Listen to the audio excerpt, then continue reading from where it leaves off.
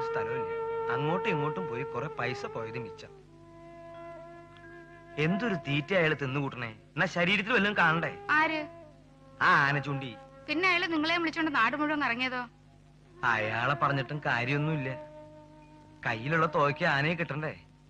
കുറച്ച് പൈസ കൂടെ കിട്ടിയിരുന്നെങ്കിൽ. അച്ഛൻ ഇത്ര വിഷമിക്കുന്ന എന്തിനാ?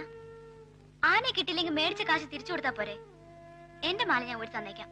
അതുകൊണ്ട് കാര്യമായില്ലോ മോളെ. 10,000 രൂപ ഇനി ഉണ്ടാക്കണ്ടേ? എനിക്കൊരു ബുദ്ധി.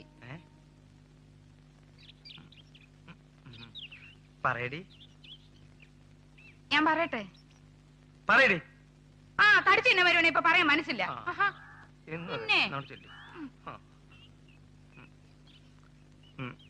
ഒന്ന് പറയടി.